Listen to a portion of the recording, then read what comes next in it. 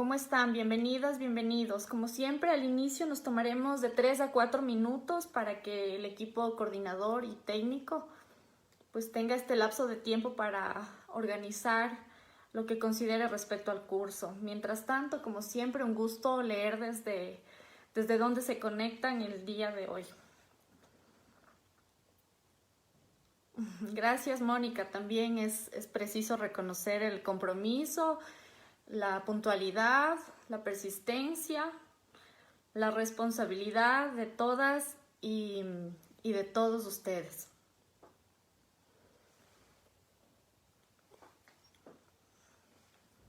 Aprovecho que este es el último día que tengo la oportunidad de dirigirme a ustedes y de poder compartir un espacio de tiempo para enviarles saludos a cada uno de sus países y también a cada una de las provincias del Ecuador. Procedo a leer, mientras tanto,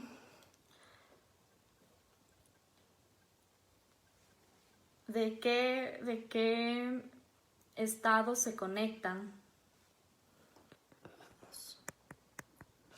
Ahí estamos. Bueno, y tenemos gente de Manabí, de Bolivia, de Santa Cruz de Bolivia, desde Loja, Ecuador, Sucumbíos, de Ecuador también, Jalisco, México, desde Loja, Paraguay, La Paz, Bolivia, Ecuador también,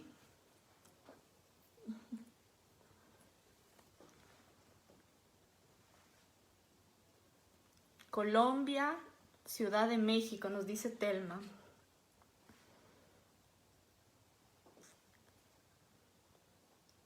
Desde playas de Ecuador también, Bogotá, Medellín.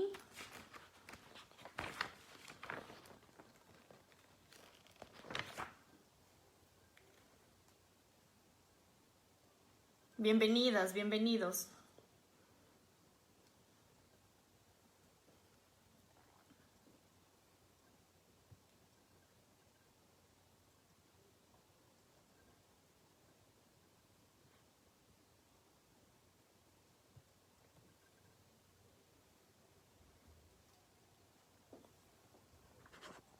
Veamos. Saludos a Riobamba, Ecuador, a Lima, Perú también. Mucha gente de Bolivia, Potosí, La Paz. Machala, El Oro.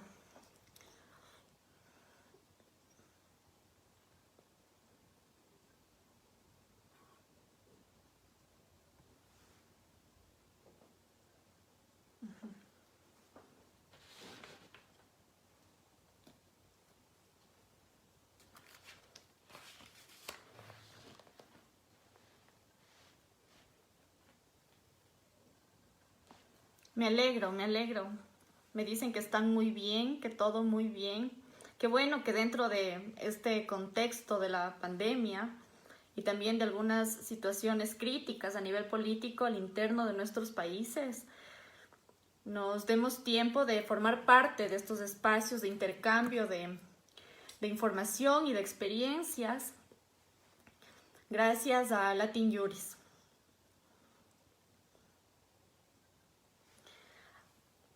El compañero Ulises nos comenta que en Perú se acaba de ampliar el estado de emergencia hasta el 30 de junio. En una situación parecida, Ecuador también amplió. Pero bueno, acá no hay una lógica de decisiones que comprendamos, entonces no sabemos específicamente por qué. Hay algunas lecturas, ¿no?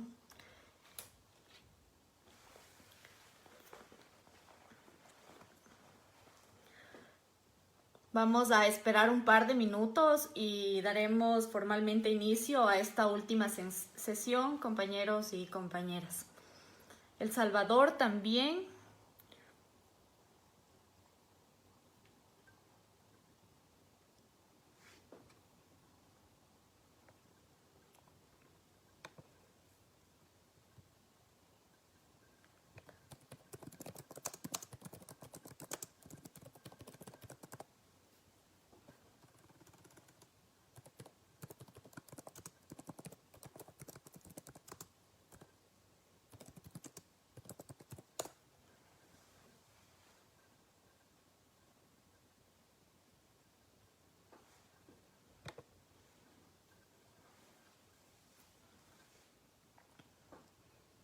Saludos a Nicaragua también, qué gusto. Al Perú, a Chile. Qué lindo poder estar conectados. Muchos de ustedes toda esta semana.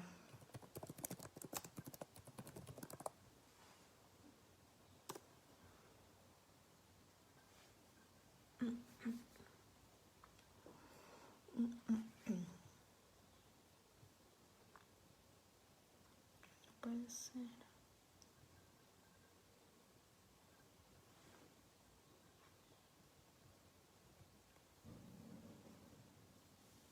Desde Cuba.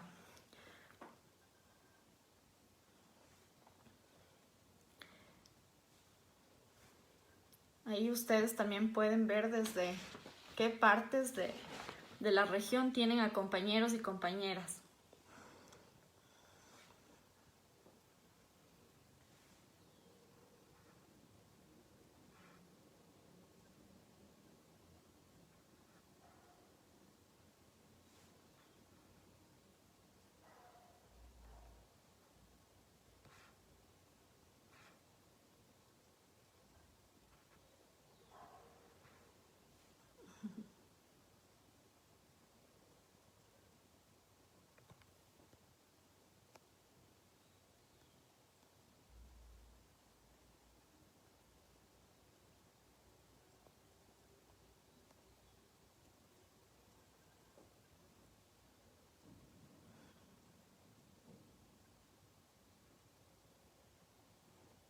Mucho gusto, Rodolfo Ibarra, y todos los compañeros y compañeras que se siguen sumando a esta última jornada.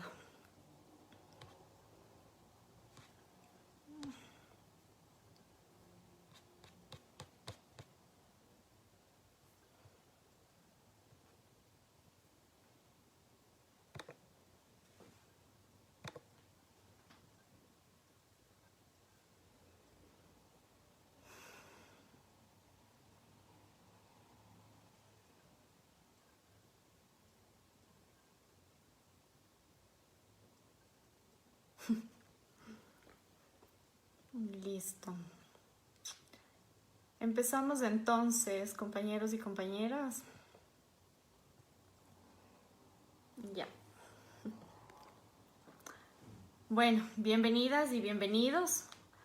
Habiendo transcurrido el tiempo necesario para que el equipo coordinador y técnico organice todo lo que requiera respecto al curso, el día de hoy vamos, ya después de este acercamiento al sistema interamericano a través de su historia, a través de sus órganos, las atribuciones de estos órganos, y también apartarnos un poco de esta dimensión jurídica de exigibilidad y de nociones de los derechos humanos. Vimos también, nos acercamos, dentro de esa línea, nos acercamos a la política pública también como un espacio en el que deben estar presentes los derechos humanos. Hoy vamos a revisar casos y estándares y considerar y tratar de buscar entre todos, quedarnos con yo creo que también es muy valioso que nos quedemos con algunas preguntas y sobre todo con algunos cuestionamientos de lo que creíamos y respecto a una búsqueda, a una nueva búsqueda de cómo desde los espacios en los que nos encontramos podemos hacer posibles los derechos humanos y también a partir de nuestra profesión considerarnos defensores de derechos humanos y procurar desde el litigio, procurar desde cualquier modalidad laboral, integrar todo este trabajo que ha hecho el sistema interamericano a través de poder establecer criterios y estándares concretos de derechos humanos. Entonces, traje hoy para compartir con ustedes, para que anoten el libro, el material que no esté en internet les paso al final de la clase en un link. Y el material que sí esté disponible en internet, entonces les voy a decir los detalles. En este momento vamos a analizar la guía para implementar decisiones sobre derechos económicos, sociales y culturales. Generalmente no existe un diálogo entre las decisiones judiciales y la efectividad de cumplimiento de estas, y sobre todo nos cuesta todavía comprender desde los poderes judiciales lo necesario y lo interrelacionado del carácter de los derechos económicos, sociales y culturales. Y esto tiene una razón de ser, porque los derechos económicos, sociales y culturales que nacen del pacto bajo el mismo nombre, que es parte del sistema universal de Naciones Unidas, decíamos que derechos civiles y políticos y derechos económicos, sociales y culturales son adaptados o son recogidos en la Convención Americana de Derechos Humanos. Y eso ya es un adelanto porque no establecemos jerarquía. Pero hay una palabra que ha complicado capaz en ese poder comprender el alcance de los derechos económicos, sociales y culturales. Y es su carácter de progresividad. Que esto dependerá de los recursos que tengan los estados para poder, conforme el tiempo, que este cumplimiento evolucione, avance, aumente y obviamente se llegue a un ejercicio cabal de los derechos humanos, en este caso de los derechos económicos, sociales y culturales. Entonces, desde esa concepción se cree que los derechos civiles y políticos son inmediatos y tienen esa prioridad, que sin embargo los derechos económicos, sociales y culturales tienen un carácter progresivo y que por ello existe un margen de tolerancia respecto a su cumplimiento. ¿Ya? En otras palabras, el Estado puede justificarse respecto a que no tiene recursos, de que su camino económico, su evolución económica, sus ingresos y su mejora en políticas económicas y sociales en realidad no es tan elevado, y bajo ese argumento existe una inacción. Entonces, yo Estado, como sé que estos derechos tienen el carácter de progresividad, entonces yo no estoy obligado o obligada a poder garantizarlos en la misma medida que los derechos civiles y políticos. Yo les había comentado hace días que hay que romper estas estructuras de jerarquía de los derechos. No es que un derecho es más importante que otro, sobre todo considerando los modelos de Estado, como por ejemplo el modelo constitucional de derechos y justicia, no diferencia, no existe jerarquía entre los diversos tipos de derechos, ni tampoco jerarquía respecto a en dónde se encuentran ubicados estos derechos, en dónde los encontramos, en qué normas los encontramos. Si es que están solamente en la Constitución y normas nacionales, o si es que existe una normativa supranacional. Si es que son derechos humanos y tienen un mejor margen de protección al sujeto dentro del Estado constitucional de derechos y justicia, tienen la misma jerarquía y en algún punto, si es que la normativa supranacional representa una mejor protección para el sujeto, se puede imponer a la Constitución. ¿Ya? Y en sí el catálogo amplio de derechos, nosotros, si es que ya nuestros estados son parte de la OEA y han ratificado estos instrumentos y convenios, de por sí nosotros no podemos pensar y convencernos de que lo que tenemos en nuestro estado es lo que existe. Lo que tenemos a nivel de derechos humanos es todo lo que nuestros estados han ratificado. Y eso forma parte del corpus juris de los derechos humanos. Como en México también lo conocen como este bloque de constitucionalidad. ¿Ya? Y la idea es que a partir del litigio estratégico, cuando hablamos de derechos humanos, los casos que han representado éxito respecto a poder obtener una sentencia favorable en donde se declare el incumplimiento de responsabilidades internacionales sobre derechos humanos sobre los estados, en donde se ha identificado vulneraciones de derechos, en donde se llega a la reparación de las víctimas en individual o en colectivo, parten de un denominador común, denominado litigio estratégico. Y si ustedes analizan el sinnúmero de casos que existen en la región que han tenido éxito, que incluso han sido casos posicionados, conocidos como estos casos relevantes o casos de ejemplo, si analizamos esos casos y si como profesionales del derecho queremos entender cuál es la dinámica del litigio respecto de derechos humanos, nos vamos a dar cuenta que incluso en pro de este agotamiento de recursos al interno, sin acercarnos a las excepciones, entenderemos que todo ese camino recorrido al interno tiene que situarse en una estrategia denominada litigio estratégico.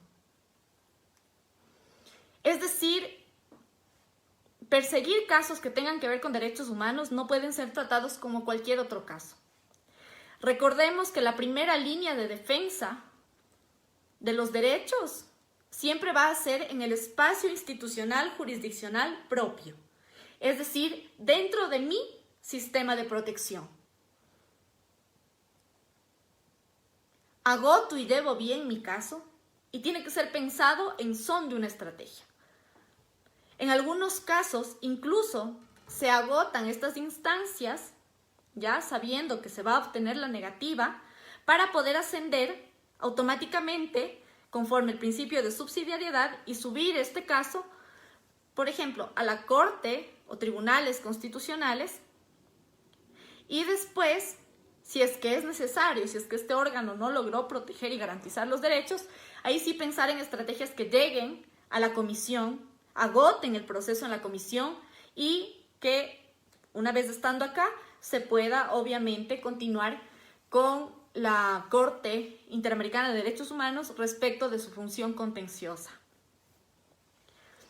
Entonces, vamos delineando qué es esto de litigio estratégico y de dónde viene esta idea de litigio estratégico. El litigio estratégico es una forma de buscar solución a una contienda. Generalmente el litigio estratégico aterriza a la defensa de los derechos humanos. No se puede hablar únicamente como una forma de litigar, sino como una forma de litigar con éxito en derechos humanos.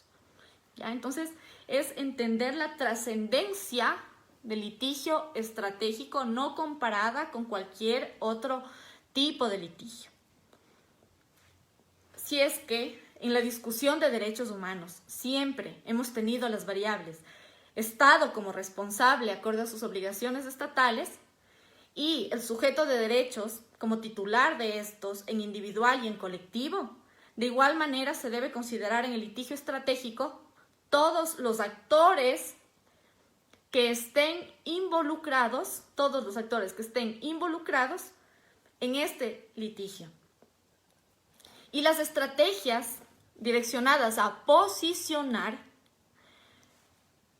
los temas que nosotros queremos que se aborden dentro del litigio a nivel nacional y luego a nivel internacional, tenemos que pensar, si es un caso que vincula derechos, pensamos en el sujeto, si es un caso que vincula derechos de este sujeto que pertenece a un grupo históricamente discriminado, por plantear un ejemplo, personas parte de los colectivos LGBTI.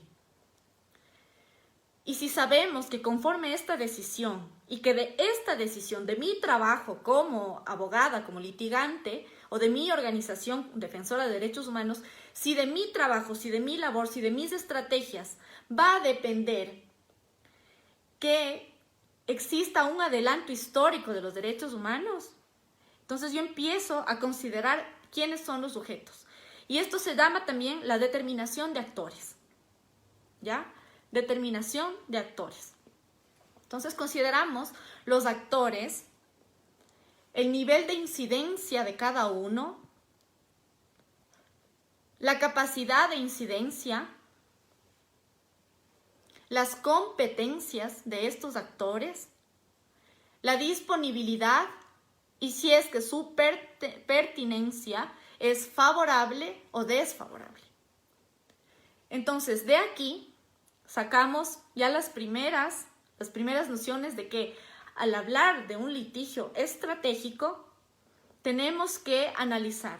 En esta primera etapa es como una primera estrategia, incluso similar a cuando se quiere delinear una política pública, que es en la primera etapa del diagnóstico. Entonces, yo quiero armar mi política pública, considero quiénes son los actores, ¿ya? Entonces, sé que son los colectivos, sé que son las autoridades, sé que debe estar el legislativo, veo qué actores se incluyen en mi política.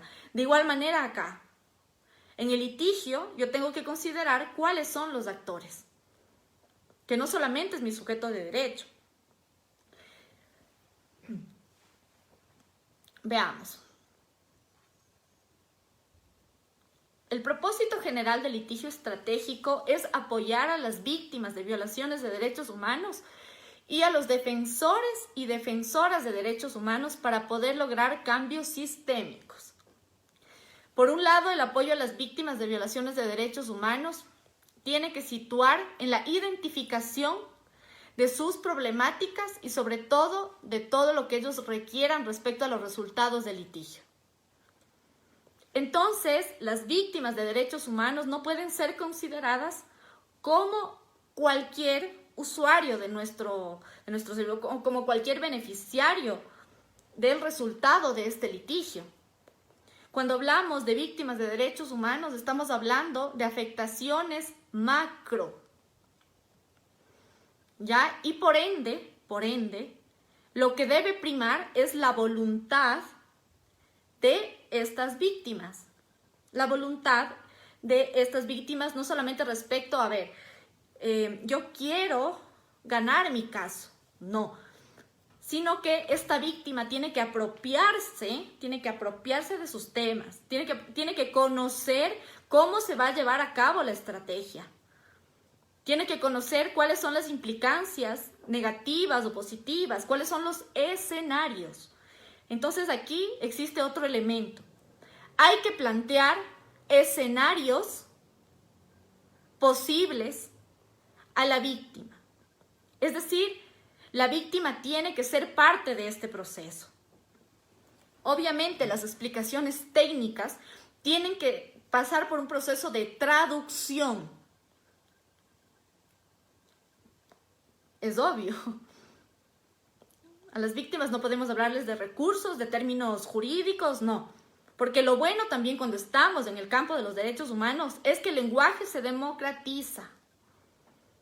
Claro, cuando estamos entre abogados, expertos de litigio o lo que fuere, hay que respetar el lenguaje técnico jurídico de los derechos humanos.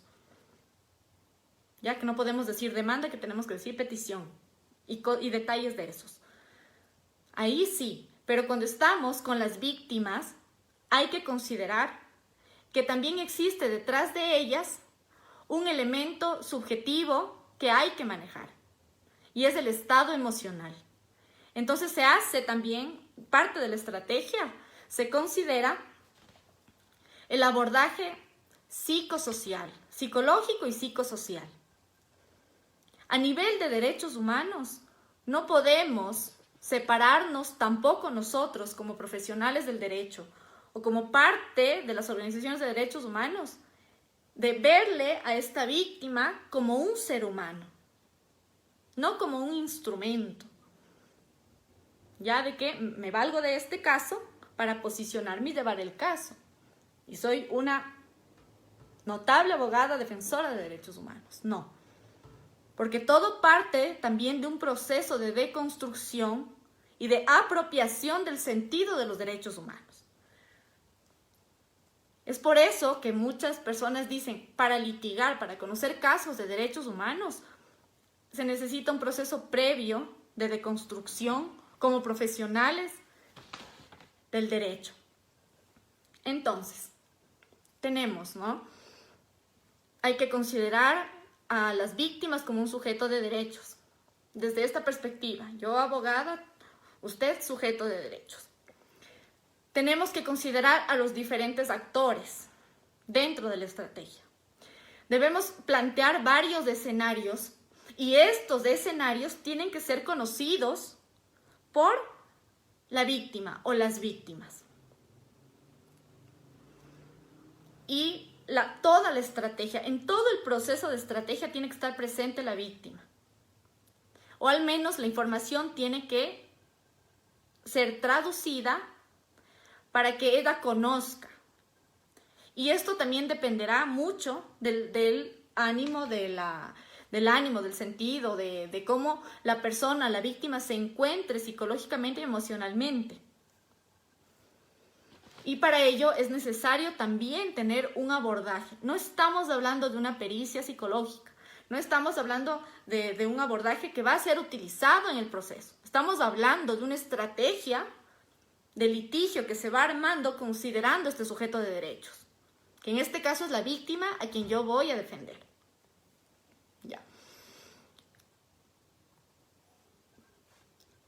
Entonces, parte también de esto es que no se considera únicamente a este sujeto de derecho. Como decía ahí, también se toma en cuenta estrategias de protección de defensores y defensoras de derechos humanos. Porque nos involucramos ya en procesos judiciales. Hablando obviamente que estamos dentro de un proceso judicial, porque la defensa de los derechos humanos no únicamente es pensada en este ámbito. Entonces hay que considerar en qué espacios yo voy a llevar la estrategia de litigio estratégico. Y así se llama. Entonces, este término se utiliza para describir los procedimientos iniciados entre las partes para hacer cumplir o también para defender un derecho humano. Se considerará para esto el comportamiento del Poder Judicial si es que el caso se lleva desde esas instancias. Parte de la estrategia, cuando hablábamos de los actores, es considerar en qué terreno me voy a mover, cuál es el contexto en el que yo voy a desarrollar esta defensa de derechos humanos. No es lo mismo plantear un caso, por ejemplo, si yo quiero que mi caso pueda posicionar los derechos de las personas LGBTI, entonces yo no voy a sacar adelante el caso, qué sé yo, en Semana Santa, o cuando el gobierno está emitiendo ciertas medidas económicas y toda la gente está interesada solamente en ese tema. Entonces, no es el momento oportuno para poder establecer el litigio estratégico. La excepción a esto es que, obviamente, exista un caso de suma urgencia y que no me permita establecer toda una estrategia, incluso comunicacional, de actores, de análisis de escenarios, y que sea inmediata y con carácter urgente. Obviamente no voy a seguir todo este proceso. Pero si es que yo ya sé que no es de extrema urgencia y necesito un sinnúmero de pasos e insertarme en un ciclo para el litigio estratégico, ahí sí debo contemplar absolutamente todo lo que yo tengo para saber cuáles son las reglas del juego. Y parte de las reglas del juego es también identificar cuál es el marco normativo. Y aquí viene la importancia de manejar los estándares de derechos humanos, que no únicamente se agota en un curso, no todos vamos a tener un curso específico de manejo de derechos humanos o una especialización o una maestría en derechos humanos. La idea es que la Corte Interamericana ha logrado, conforme la Corte y la Comisión, conforme sus deberes también de promoción de derechos, y también la Corte, por su lado, intentando coadyuvar al cumplimiento de los compromisos a partir de su función consultiva, así como el desarrollo desde la función contenciosa de algunos derechos y de algunos estándares, y por su parte la Comisión, a través de los informes temáticos, a través de las visitas in loco y los informes de los países, también desarrolla los derechos humanos. Pero no es que ellos desarrollan los derechos humanos y quien quiere acceder a esta información tiene que suscribirse a algo o tiene que cancelar o tiene que ser un proceso previo complejo. No, todo es público. Todo el trabajo que realiza la Corte y la Comisión es público. Y parte de esta idea de democratizar y de acercar los derechos humanos a nosotros, los sujetos, en donde quiera que estemos. Y actualmente una de las herramientas es el Internet. Entonces, parte de este litigio estratégico es contemplar cuáles son mis herramientas y cuáles son mis herramientas jurídicas. Y mis herramientas jurídicas no solamente se agotan en las instancias ordinarias, sino que éstas ya van pensando incluso estrategias para la justicia constitucional. Entonces nos vamos acercando a la defensa estratégica de un caso. Eso significa que yo no puedo solamente contemplar en mi litigio, en mi construcción de la defensa, la construcción de la teoría del caso o lo que fuere, solamente lo que me dice mi normativa interna, aunque mi normativa interna sea maravillosa y refleje absolutamente casi textual de lo que dicen las convenciones. Que la convención y la constitución pueden representar catálogos trascendentales de derechos y de derechos humanos, de acuerdo. Pero es obligatoria la observancia de los estándares de derechos humanos. Y para ello, la Corte ha desarrollado algunos mecanismos para dar a conocer todo su trabajo, así como la Comisión. Por su parte, la Corte tiene unos trabajos de compilación de estándares denominados cuadernillos. Y este material, ustedes, en cualquier buscador de internet, ustedes ponen cuadernillo, Corte Interamericana de Derechos Humanos y le van a salir todos los que existen. Y ahí están los estándares. Por ejemplo, yo les traje un básico. Es uno como de cajón que debemos saber o manejar. Y es el cuadernillo número 12. A ver, veamos. Cuadernillo número 12 respecto al derecho a la vida. Acá está. Dice, cuadernillo de jurisprudencia de la Corte Interamericana de Derechos Humanos número 21, no 12, número 21. Derecho a la vida. Y dentro de la construcción, para que ustedes puedan familiarizarse, así como estamos familiarizados con el contenido, qué debe contener una demanda, cómo está conformada una sentencia, y ya tenemos en nuestra mente como esta construcción, este esqueleto, de igual manera acá. Entonces, el cuadernillo tiene un índice que empieza con consideraciones generales y luego va conforme los subtemas desarrollando los estándares. Entonces, aquí tenemos, por ejemplo, en este cuadernillo número 21 respecto al derecho a la vida, en consideraciones generales tenemos 5 subtemas. Nos dice, alcance del derecho a la vida. Entonces, ya no solo nos habla del derecho a la vida, porque más abajo complejiza y dice, la vida digna. Entonces, ya no es que yo solamente tengo derecho a vivir, a que nadie me mate y que nadie haga algo contra mi existencia, sino que yo debo tener varios mecanismos, y aquí juega, y aquí viene esta característica maravillosa de los derechos, que es la interdependencia y el diálogo entre derechos, ¿ya? Y acá nos pone alcances del derecho a la vida. Otro tema, vida digna. ¿En qué consiste la vida digna? ¿Cómo piensa y cómo desarrolla la Corte Interamericana a la vida digna? Luego nos habla de la titularidad y siempre va a estar presente lo que a continuación les leo, las obligaciones del Estado. Siempre va a estar presente esa variable. Pero no es obligaciones del Estado generales. Ya no es que aquí va a decir, no, esto no es un curso básico de derechos humanos. No. Aquí ya son las obligaciones del Estado, pero respecto al derecho que está abordando dentro de esta compilación de jurisprudencia. ¿Ya? Es decir, en torno al derecho a la vida, ¿cuáles son las obligaciones que tiene el Estado? En otro cuadernillo, uno que salió reciente, que yo les comenté la semana anterior, el derecho a la salud. Ahí, ¿cuáles son las obligaciones del Estado respecto al derecho a la salud? Que por más que las obligaciones del Estado sean amplias, negativas y positivas, estas tienen también que aterrizar y estar concretamente pensadas en el tipo de derecho y cómo la Corte está ampliando este derecho. Entonces, y tenemos acá responsabilidad por actos privados. Entonces ya es otro espectro.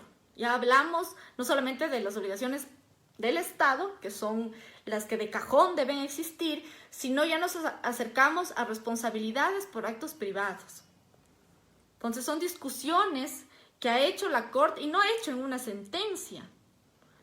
Lo viene haciendo durante muchos años, en algunos casos, porque la Corte también está sujeta a una evolución de nociones epistemológicas, axiológicas y lo que fuere, ¿ya? Y después nos habla, ¿qué es esto del uso de la fuerza? Y luego nos dice, consideraciones particulares según derechos específicos.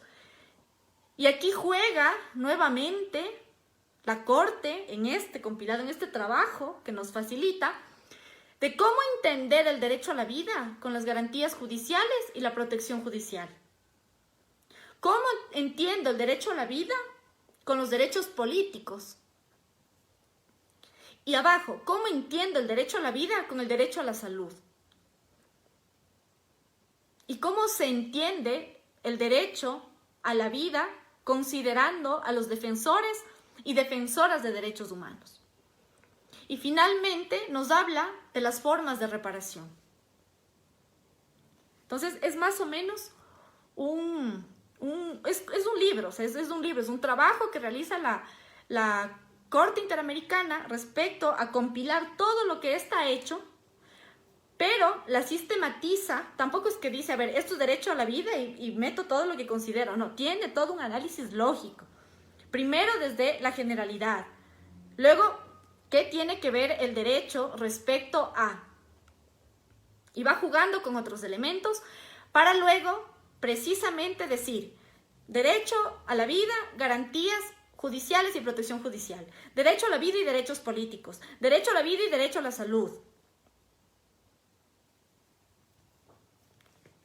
Y son estos elementos, compañeros y compañeras, que si nos interesa y si queremos vincular toda esta riqueza a nivel de desarrollo y alcance de los derechos, porque no es solo lo que me dice la Constitución, es lo que me dice la Corte respecto a cómo tengo que ejercer y entender el derecho que está en la Constitución, o en las leyes o en donde estén.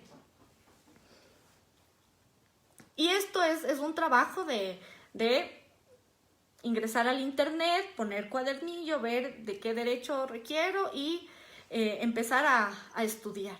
Empezar a estudiar, y si es que nos gusta, no es nada pesado.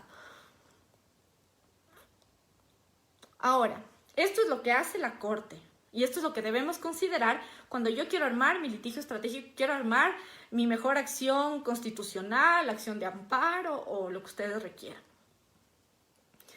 Lo ideal sería que esto no solamente esté presente en un ejercicio, en un mecanismo de protección desde las garantías institucionales, jurisdiccionales, sino que yo pueda ir con los estándares, incluso desde los procedimientos administrativos, y que exista un diálogo desde esos espacios también con estos desarrollos. Y aunque es un reto, hay que irlo planteando. Bueno, como decíamos, este es uno de los trabajos que tiene la Corte Interamericana, mediante los cuales nos acerca a conocer su desarrollo y los estándares, ¿ya? Sin embargo, la Comisión Interamericana también aporta respecto a entender algunos derechos desde los informes temáticos. Entonces, ellos generalmente lo hacen o por sujeto o por derecho, pero ya es un análisis un poco más complejizado. Y obviamente, la comisión se basa en lo que también dice la Corte. Y para ello también les traje un ejemplo. Los ejemplos que les estoy nombrando el día de hoy están todos en internet. No hay que poner claves, no, son gratuitos, son de fácil acceso. Esto no es porque, qué bestia, ¿cómo conozco? No. Esto es simplemente el saber dónde están ubicados los elementos con los que yo puedo mejorar el entendimiento de los derechos. Y existen algunos trabajos. Les leía mucho a ustedes que hablaban el tema de la corrupción, el cómo los estados, aprovechándose de la pandemia, han tomado muchas decisiones regresivas de derechos, el tema laboral, el tema de salud, económico y todo lo demás. Y la CIDH, como les decía, aparte del trabajo de la Corte, de más o menos desde esta manera, incluso pedagógica, académica, la CIDH también tiene los informes temáticos. Y los informes temáticos, uno de los últimos, veamos de qué año es este. Este es del 14 de noviembre del 2019 y se denomina Violencia y Discriminación contra Mujeres, Niñas y Adolescentes. Buenas prácticas y desafíos en América Latina y en el Caribe. Esta particularidad que nos ayuda, ya el día de hoy vamos a ver como temas ya más prácticos, por lo menos que nos permitan comprender y nos den herramientas. Entonces, por su parte, la Comisión Interamericana, dentro de este material, no únicamente nos dice, no únicamente desarrolla un concepto, no únicamente nos relaciona con algunos derechos, sino que recoge de sus visitas in loco, de las recomendaciones, de los casos que han estado bajo su conocimiento, de todo esto. Así como ayer hablamos que de todas las experiencias armó algo concreto respecto a política pública, acá arma algo concreto también de todas estas experiencias y sobre todo recoge las experiencias positivas y lo denomina buenas prácticas. Y enlista lo que bajo su criterio considera que son las mejores desde nuestros estados respecto a la garantía de ciertos derechos. Y en este caso, para poder abordar la violencia y discriminación contra las mujeres, niñas y adolescentes. Y veamos, también para que ustedes se imaginen y tengan claro cuál es la estructura de esto, que no es una revista, o sea, para que veamos.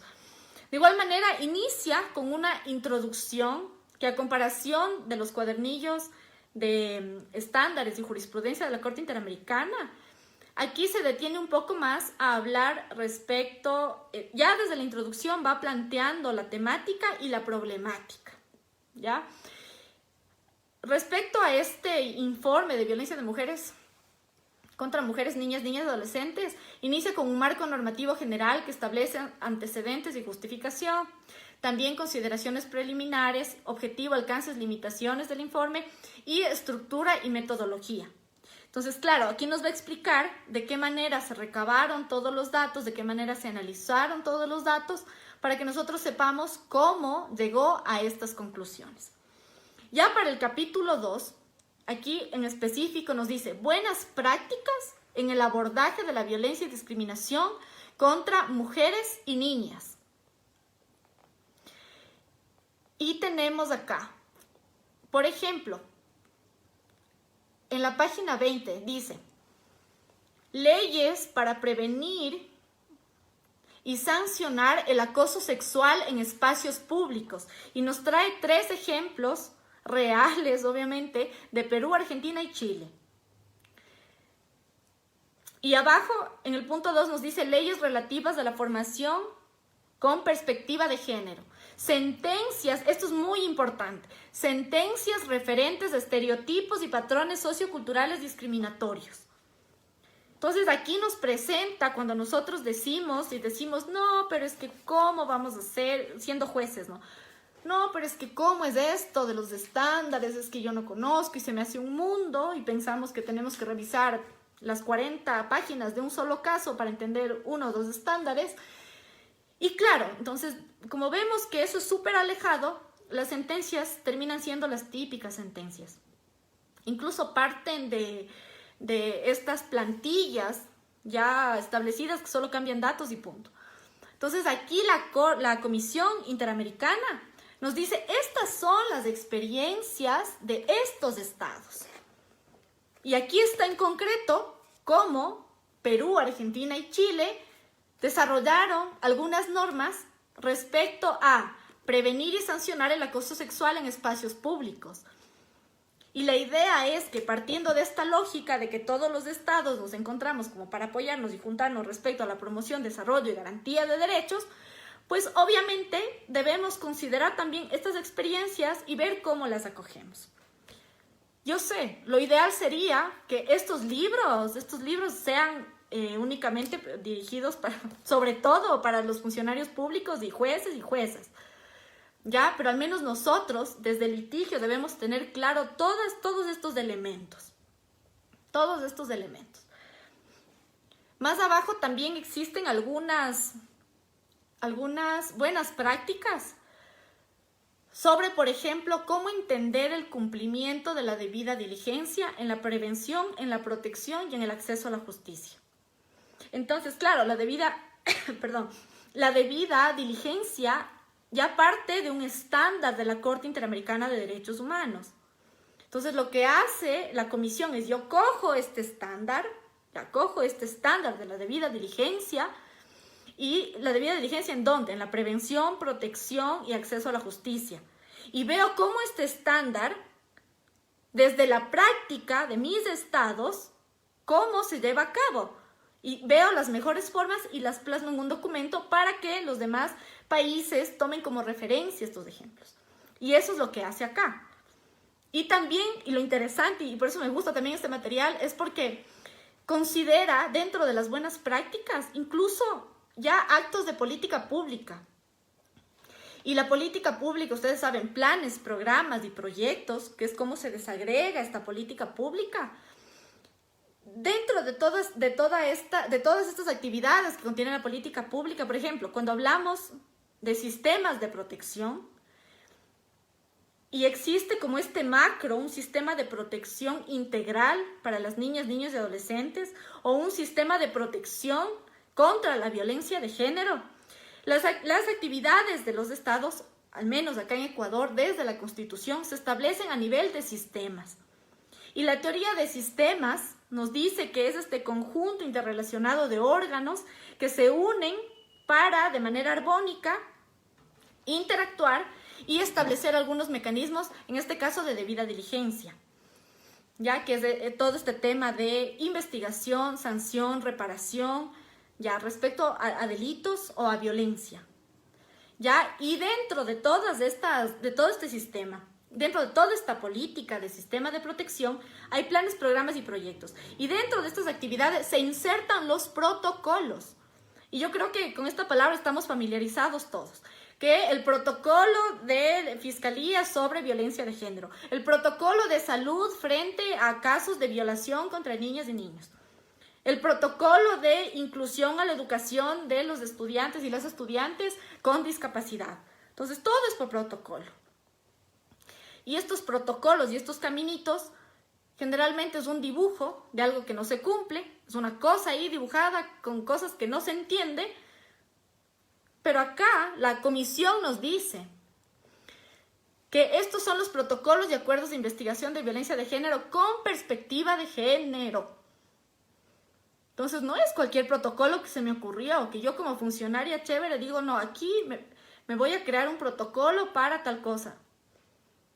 Debe tener un enfoque de derechos humanos y perspectiva o enfoque de género. Claro, aquí porque estamos hablando el tema violencia contra mujeres, niñas, niños y adolescentes. Y todo esto recoge la comisión. Entonces vemos, compañeras y compañeros, cómo ya existen. Entonces, si es que yo, dentro del litigio estratégico, ya le expliqué a mi grupo de víctimas, a las víctimas, y ya sabemos por dónde vamos a llevar el caso, con quién vamos a trabajar, cuáles son los escenarios, parte también del litigio estratégico con enfoque de derechos humanos es así como yo me planteo una estrategia de cómo voy a continuar con mi caso. Justicia ordinaria, justicia constitucional. Yo también debo tener clara cuál va a ser mi pedido de reparación.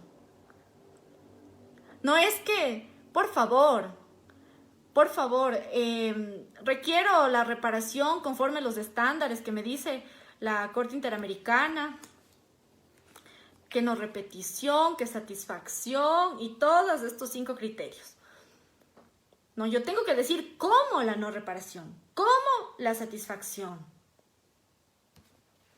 Yo debo tener claro cómo ha pensado la Corte Interamericana de la Reparación Integral para yo tener una gama de ideas y conversar con la víctima. Si yo no considero la forma de reparación, si yo no considero lo que dice mi víctima respecto a cómo quiere ser reparado, yo estoy tomando una actitud jerárquica en esta relación de profesional del derecho, abogada, abogado y mi víctima a defender. Entonces también la reparación tiene que considerar, a ver, por ejemplo, yo identifico que no existe un protocolo para los casos de violencia sexual contra mujeres con discapacidad, que es un vacío importante aquí en el país. Porque como les decía, Dios mío, la gripe, porque como les decía, existe todavía una falta de nociones de qué es una política pública con enfoque de derechos humanos y qué es una política pública con un enfoque de caridad o asistencialismo. Entonces, si yo no conozco el enfoque de derechos humanos, yo no puedo entender cómo incluso desde el litigio yo puedo solicitar medidas de reparación.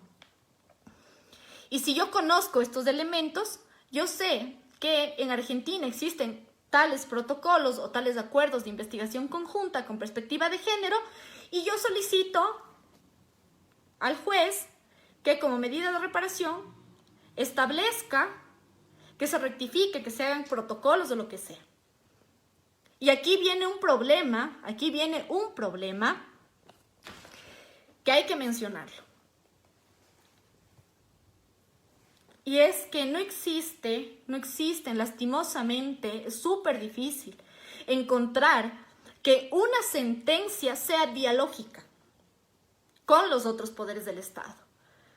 Porque también este vacío y esta ineficacia de las sentencias es cómo se concibe el impacto y después, sobre todo, cómo existe un divorcio entre lo que yo dispongo, yo Poder Judicial dispongo, y luego qué sucede pues con mi decisión. Entonces, esa etapa de seguimiento, de cumplimiento de la sentencia, capaz nosotros lo conocemos únicamente a nivel de justicia constitucional. A nivel de Ecuador se hace, pero no es la maravilla tampoco. ¿Ya? Pero la idea es que toda sentencia tenga un mecanismo de seguimiento de cumplimiento. Entonces, ¿cómo puedo hablar de reparación integral y sobre todo de esta forma de reparación de no repetición si esto no va a causar impacto a nivel de mi caso? Y claro, ustedes me dirán, pero por favor, Anabel, o sea, una cosa es que yo tenga toda mi estrategia armada y sea muy buena litigando y me sepa todos los estándares de derechos humanos, me haya aprendido de memoria los cuadernillos, pero llego y el Poder Judicial, o en algunos casos la Corte Constitucional, es una barrera para mi ejercicio. Y sí, para eso no hay solución, porque lastimosamente estas falencias de los organismos judiciales, de los jueces que históricamente están sujetos a los poderes de turno, que también, y lastimosamente hemos visto ya casos que las cortes constitucionales son conformadas igual a pedido de los gobernantes de turno, Y así un sinnúmero de problemas que yo diría problemas estructurales. Y es por eso que no todos los casos se llevan como deberían. Pero he ahí la importancia también de considerar la trascendencia del sistema interamericano desde el principio de subsidiariedad. ¿Ya? Respondo. A ver, me dice el compañero Norberto Sagastume. Los protocolos tienen fuerza de ley, depende. Les comento. A nivel de educación, del Ministerio de Educación ecuatoriano, existe dentro de su política de erradicación de violencia contra niñas, niños y adolescentes en el ámbito educativo. Se establecieron a través de un acuerdo ministerial, no recuerdo si era el 44 o el 22 o el 20, no recuerdo.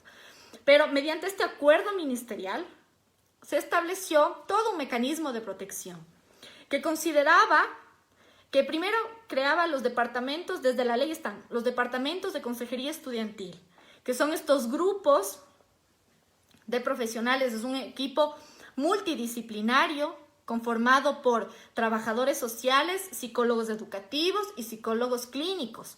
Entonces, estos DC, los departamentos de consejería estudiantil, ya tenían un instrumento, un acuerdo en donde se le decía, usted DC va a realizar tales actividades respecto a la protección y promoción de los derechos de las niñas, niños y adolescentes en el ámbito educativo.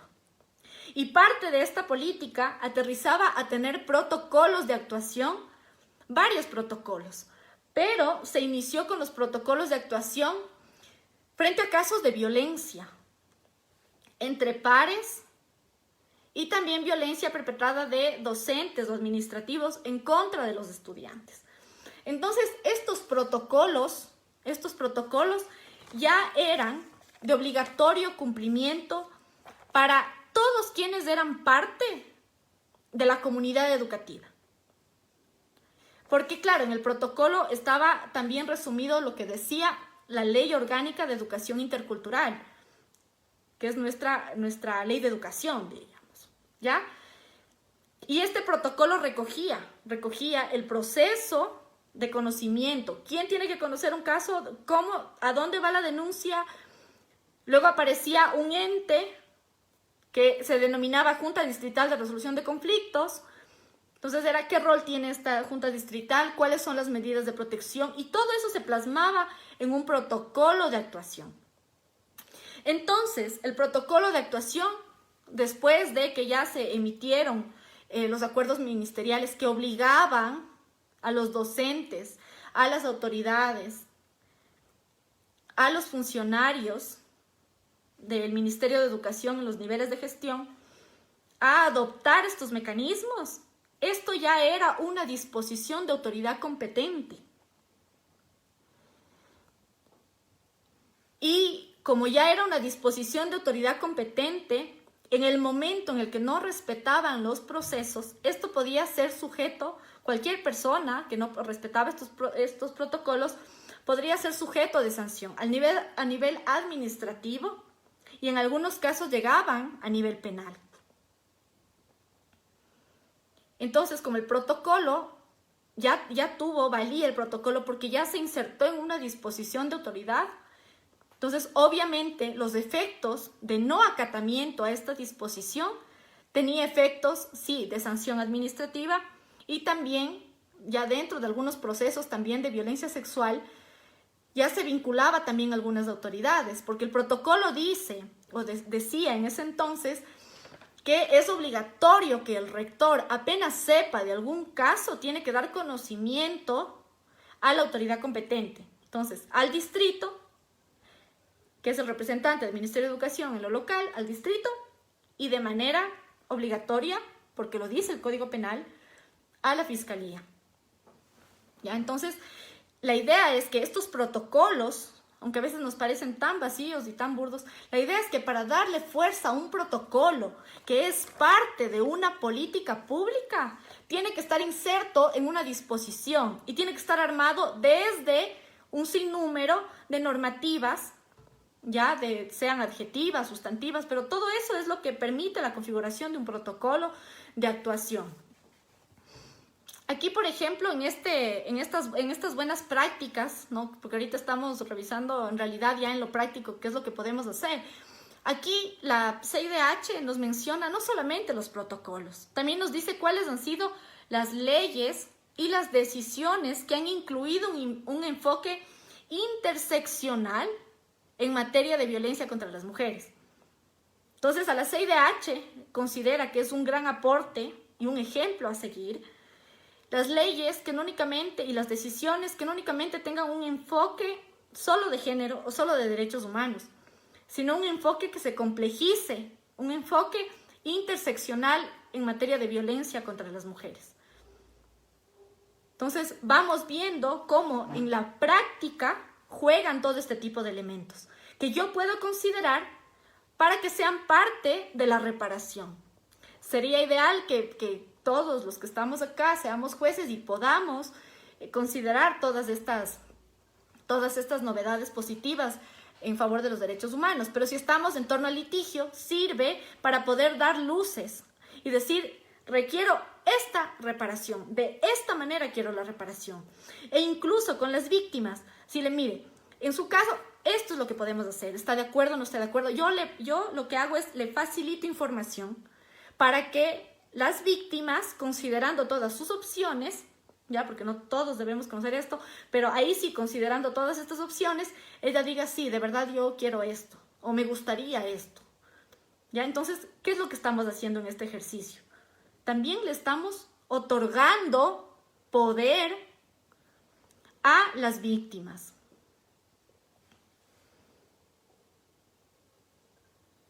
Les voy a ir leyendo un par de comentarios para alimentar esta discusión.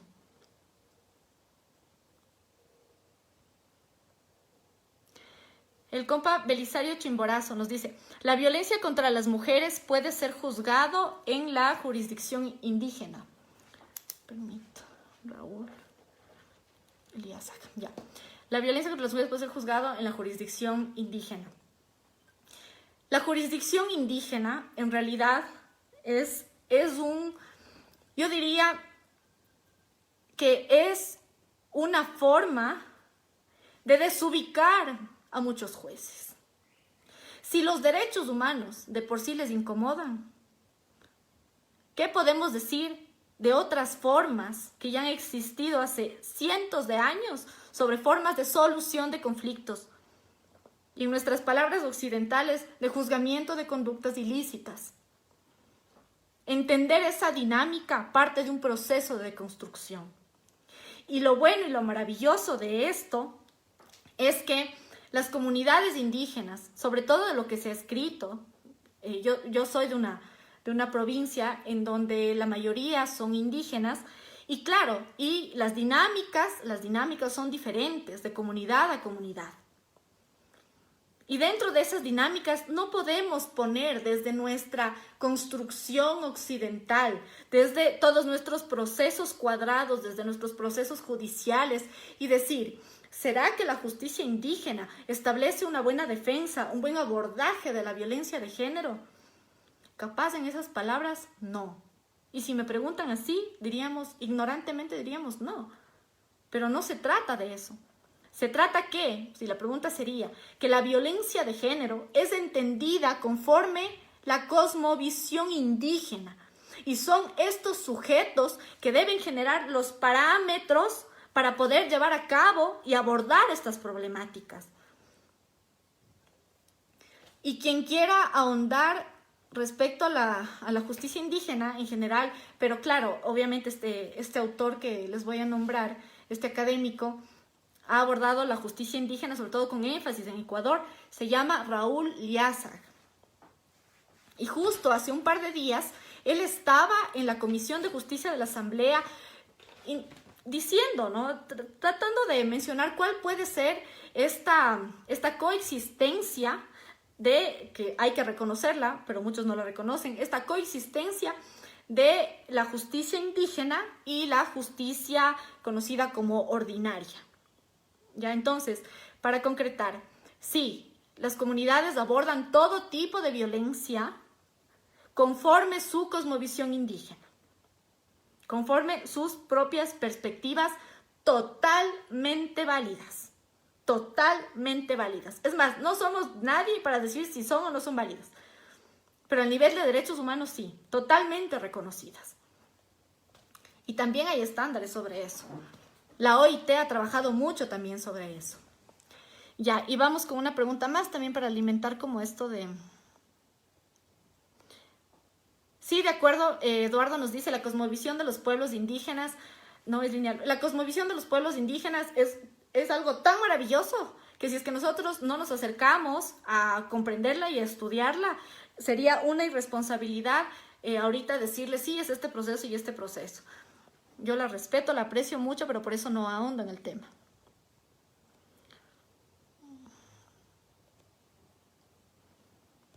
Veamos.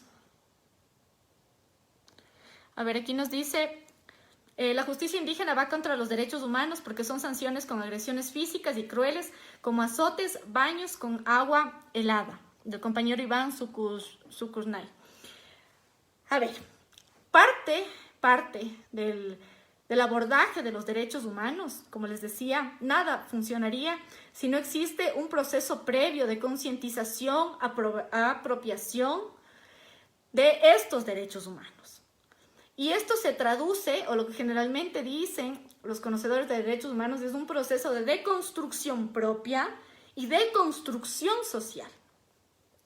Y desde esa deconstrucción, yo no puedo jerarquizar prácticas si no contemplo lo que decíamos ayer, si no contemplo el principio de igualdad y no discriminación, si no contemplo que todos somos iguales y si no contemplo las diferencias. Entonces, yo podría decir que en algún momento me acerqué al estudio de los derechos de las personas privadas de la libertad. Y las prácticas que están vigentes y validadas en los centros de detención y los centros de rehabilitación, entre comillas, porque ahí nadie se rehabilita, son torturas legitimadas y torturas legales. Son tratos crueles e inhumanos legitimados por políticas públicas penitenciarias. Y yo empiezo criticando esa forma de política pública rehabilitadora porque los resultados no dicen que esas personas sean tratadas como seres humanos. Y claro, ahondaremos ahí profundamente respecto a que no, que por qué, de derechos humanos, pero si ellos violaron los derechos humanos y todo lo demás.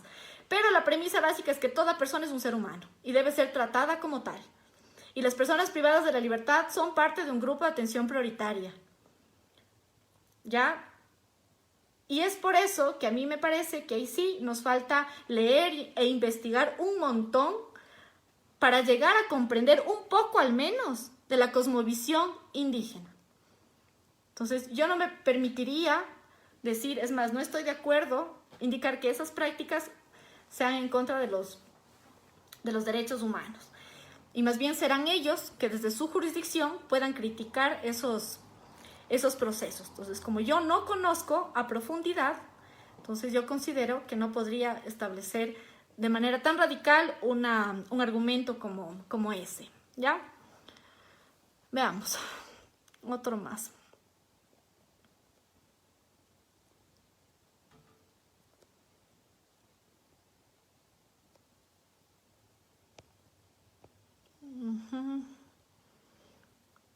A ver, vamos a algo como más cortito para poder entender, porque mandan unos párrafos así y esto está demasiado. Un traductor. Griselda Romero nos dice, no sé en otras ciudades, pero en México, a partir que en una audiencia no hay un traductor, tendrán que ser deliberados. No puede ser juzgado si no hay un traductor de por medio. Claro, esto parte de las nociones amplias de los derechos de tutela judicial efectiva, acceso a la justicia, el debido proceso y todos estos, sobre todo todos estos principios del debido proceso, ya todas estas garantías del debido proceso. Porque como yo siempre les decía, cuando queremos analizar algo sobre derechos humanos, siempre debemos considerar al sujeto. Y no podemos tratarle a esta persona que habla otro idioma como igual al resto de los que están en este proceso judicial. Todos hablamos español, entonces él habla otro idioma, puede ser un quichua o lo que fuere. Entonces, quien está en desventaja es esta persona. ¿Y por qué? Es por una diferencia, porque pertenece a otro grupo étnico, por su idioma, por su lengua, por lo que sea, capaz por la edad también. Entonces yo tengo que considerar esta diferencia y tengo que protegerla. Y desde esa noción básica, cuando analizamos y hablamos de los derechos humanos, desde esta noción básica, pues yo me doy cuenta que necesita mayor protección y obviamente tengo que hacer un trato diferenciado. Y sí, o sea, capaz en su país, si mal no recuerdo, creo que me dijo en México, sí, conforme los principios del debido proceso, tutela judicial efectiva, acceso a la justicia y lo que fuere, me imagino que han considerado eso, está dentro de la Constitución, debe estar dentro también de los códigos procedimentales, judiciales, y es correcto, y así debe ser. Y en torno a aquello, cuando nosotros hablamos también de litigio estratégico, y ya voy a cerrar este documento, cuando hablamos también sobre litigio estratégico ya en la práctica, cómo puedo defender un caso de derechos humanos, es también considerar que si es que el sujeto tiene un sinnúmero, los derechos que tiene, pero también considerar a la par cuáles son los derechos reforzados. Entonces tenemos la niñez y adolescencia, ya existen estándares específicos. Y ahí sí es un trabajo maravilloso. Y nos salimos un poco del sistema interamericano. Pero es un trabajo maravilloso de los comités de Naciones Unidas. El Comité de los Derechos del Niño y de la Niña aborda todos los derechos de la Convención de los Derechos del Niño en observaciones generales. Entonces, así como decimos acá que la Corte Interamericana tiene esta forma de trabajo, la Comisión también, en sistema de Naciones Unidas también, y es a través de los comités. Recordemos que hace un par de días revisábamos cómo el Comité de los Derechos Económicos, Sociales y Culturales establecía algunas características que deben tener los derechos económicos, sociales y culturales, que era la disponibilidad, adaptabilidad, accesibilidad, ¿ya? Entonces, todas estas características de los derechos económicos, sociales y culturales nacieron de las reflexiones de este comité DESC. Y a nivel de derechos de niñas, niños y adolescentes, son estas recomendaciones, observaciones generales que realiza el Comité de Derechos del Niño. Y ahí nos dice, no recuerdo la observación general, no sé si es la 4, la 8 o la 14, soy la peor con la memoria que bestia. Pero bueno, ustedes buscan la observación general sobre el interés superior del niño o de la niña, y ahí les dice, porque todos, ¿qué es lo que hemos escuchado y qué entendemos del principio de interés superior del niño? ¿Qué es eso? ¿Qué es un principio? Pero el comité dice, no es solo un principio, es un derecho y es una norma de procedimiento. Y nos dice en qué situaciones se le entiende como un derecho, en qué situaciones es considerado un principio y en qué situaciones es considerada una norma de procedimiento. Entonces es algo macro y eso lo recoge también la Corte Interamericana y obviamente la CIDH. Y a partir de ello nos dice la CIDH, la Corte IDH nos dice que la violencia perpetrada en contra de niñas, niños y adolescentes debe considerar la perspectiva de género de las niñas y de las adolescentes, porque tiene que particularizar todos los elementos de análisis que forman el contexto, porque no es lo mismo vivir la violencia como un niño que vivir la violencia como una niña. Y aquí está el interés superior del niño que tienen tanto niña como niño. Pero si metemos el elemento género, sabemos que esta niña tiene el interés superior del niño, que así se denomina, ¿no? Tiene este principio de interés superior y a la par, con la perspectiva de género que suma la Corte Interamericana y la Comisión, Entonces vemos cómo ya podemos, si tenemos un caso de una niña o adolescente, ya vemos cómo podemos ir armando todo este concepto. Entonces no es que solamente voy a ir al juzgado y decir, la niña tiene derecho a que se respete su integridad física, psicológica y sexual. Y ya. Ah, y también tiene como principio del interés superior del niño. No, yo tengo que ir con todos estos elementos y con toda esta reflexión a darle una clase de derechos humanos a los jueces. Así, con esa soltura, de ir tejiendo los estándares y también que tengo en el sistema de Naciones Unidas, y esto parte de la consideración del sujeto. Veamos.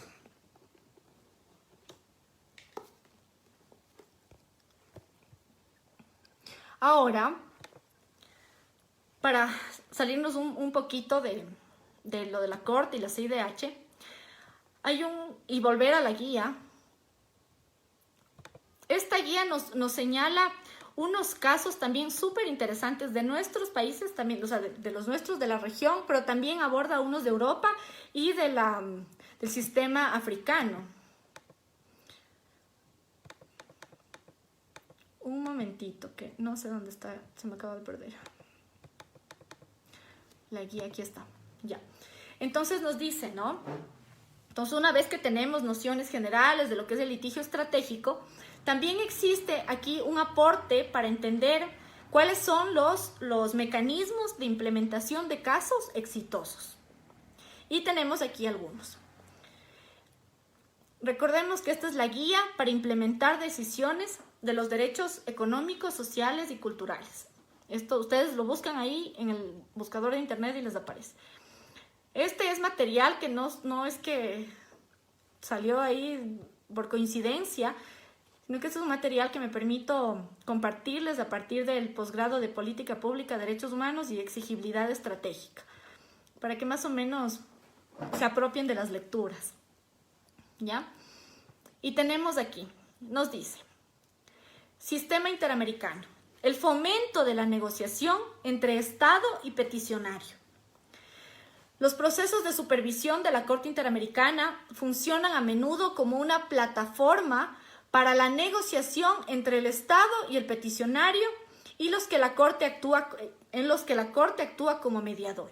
Entonces, un proceso posterior que la Corte, y eso decían, ¿no? ¿Qué pasa si no cumplen las sentencias? Claro, hay estados absurdos que hay gobiernos absurdos que no les conviene y ellos no aceptan y no van a aceptar ninguna sentencia de la Corte. Pero en los procesos en los que sí hay un diálogo, por lo menos una opción de diálogo, este libro nos presenta un mecanismo en donde la Corte ya no es juzgador, ahora es un mediador para ver cómo se implementa la sentencia, con el fin de posibilitar su cabal cumplimiento. Entonces nos dice, esos procesos en donde la Corte ha actuado como mediador han tenido éxito en la implementación de varias sentencias de la Corte del Sistema Interamericano. Por ejemplo, y nos trae acá un caso, y es el de masacre de Mapiripán versus Colombia. Aquí dice, la Corte ordenó que el Estado debe implementar en un plazo razonable programas de educación en derechos humanos y derecho internacional humanitario, permanentes dentro de las Fuerzas Armadas colombianas en todos los niveles jerárquicos, en los términos de los párrafos tales y tales de la sentencia. A partir de esta decisión, es que en el 2008 el gobierno crea un acuerdo de cooperación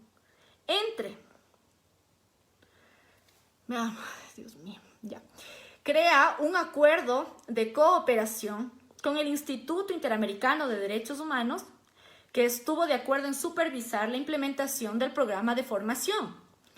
En colaboración, Colombia y este instituto, ambos, desarrollaron un programa permanente de formación en derechos humanos para las Fuerzas Armadas colombianas y un departamento de derechos humanos en el ejército. Ambas medidas formaron parte de una política integral de derechos humanos y derecho internacional humanitario. Ya, esto está en la sentencia. Entonces, recordemos también, perdón, les voy a mover de nuevo esto porque... Entonces, recordemos que parte de las estrategias también que ha pensado la Corte Interamericana es a ver cómo hago que estos estados se involucren, si es que ya veo por lo menos que existe cierta voluntad. Y aquí, a partir de esta decisión, ya se crea una política pública. Claro, los hermanos y hermanas colombianos y colombianas me dirán si funcionó, si no funcionó, si qué pasó, ¿ya? Pero al menos está ya presente una política pública en el país hermano de Colombia que responde a un programa de formación permanente y sostenida en Fuerzas Armadas, a tal punto que se creó en dicha institución una unidad de derechos humanos.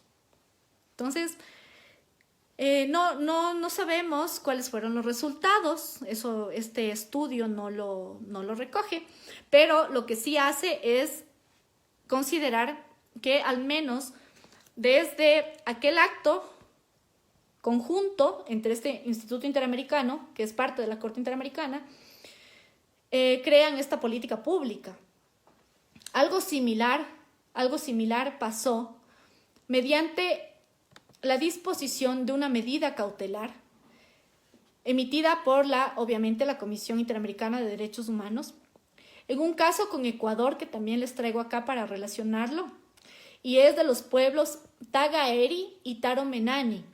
Para poder tener conocimiento de este caso a profundidad, aparte de lo que dice la CIDH, me permití hacerle una entrevista a una exfuncionaria del Ministerio de Justicia de aquí del Estado. Bueno, porque es mi amiga, ¿no? O sea, no es que hice el trabajo, pero ella me comentaba que a partir de que el 10 de mayo del 2016 los representantes de los pueblos Tagaeri y Taromenane solicitaron a la Corte una medida cautelar. Entonces, lo que hizo la CIDH el 10 de mayo del 2016 le pidió a Ecuador, en torno a conceder esta medida cautelar, que adopte medidas efectivas para proteger la vida e integridad personal de los miembros de los pueblos Tagaeri y Taromenani, en especial que adopte las medidas que sean necesarias para proteger el territorio en el que habitan, incluyendo las acciones requeridas para impedir el ingreso a terceros, así como el respeto de sus derechos humanos. Claro, y esta compañera me comentaba, me decía que a partir más o menos del año 2008-2009 llegó a establecerse, similar como pasa arriba en Colombia, ¿no? Es como establecer desde el Ministerio de Justicia un mecanismo o una unidad que se encargue de la promoción de los derechos humanos a través de tener un equipo especializado de constitucional, derechos y derechos humanos que pueda estar a disposición de las entidades, sobre todo de las entidades de seguridad.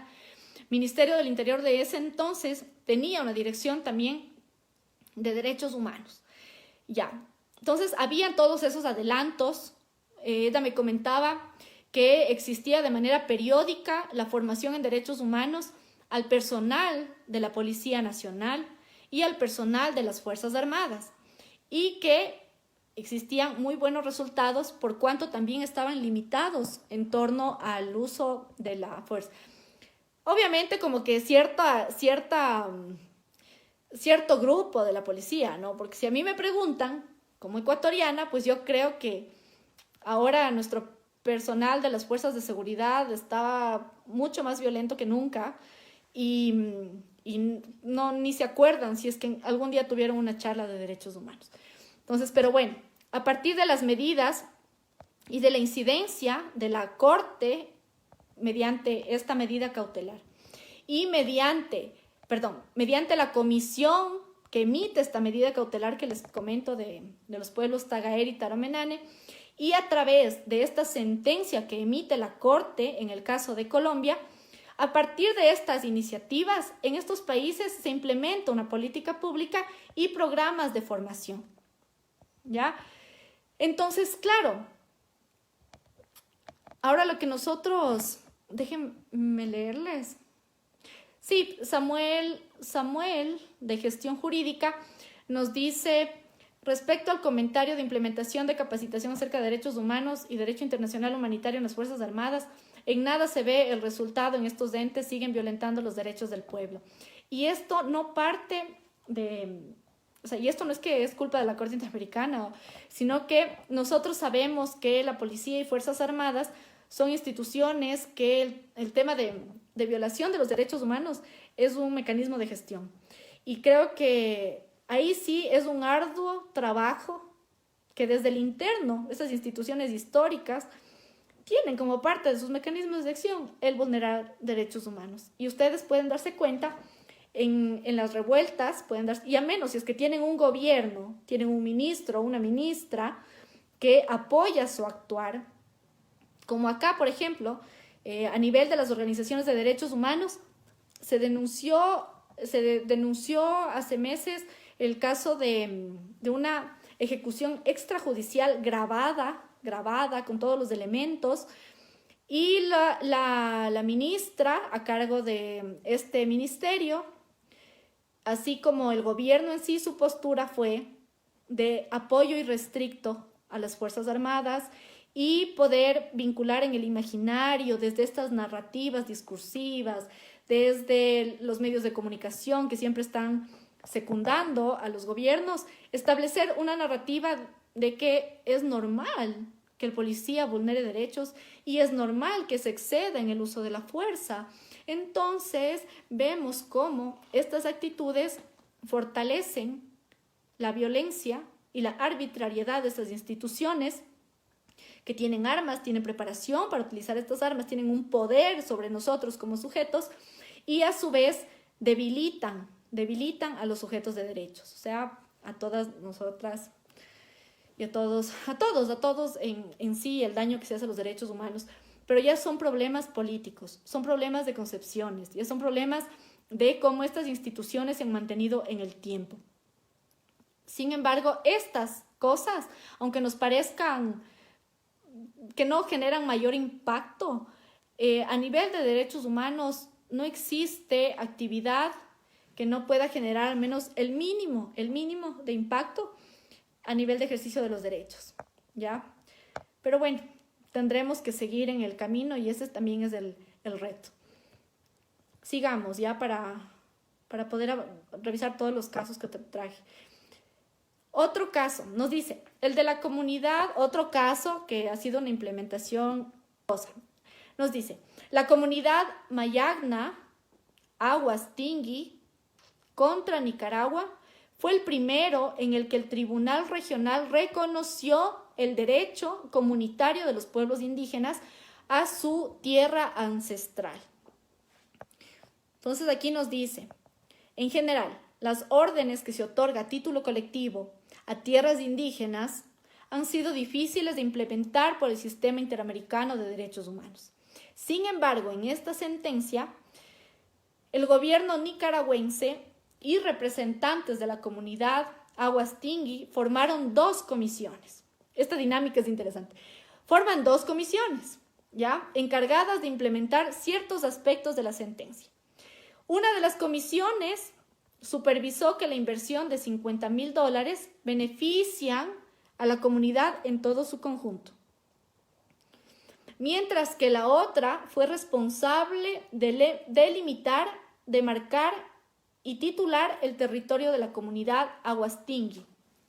La primera comisión usó los fondos para construir una residencia para estudiantes Aguas Tingui, pero la segunda comisión fue incapaz de completar la tarea asignada debido a que los gobiernos intentaron, de mala fe, persuadir a la comunidad para que aceptara un acuerdo menos favorable. Se hizo un segundo intento en 2003, cuando el órgano legislativo nicaragüense, por fin, aprobó una ley de demarcación de tierras y Nicaragua finalmente concedió título sobre la tierra Aguas Tingui en 2008.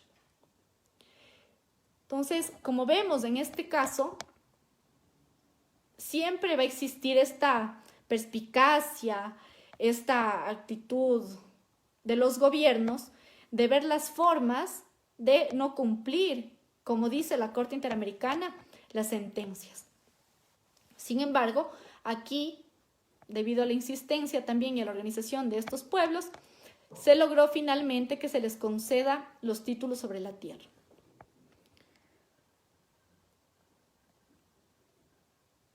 Tenemos otro. La Corte también aprueba órdenes.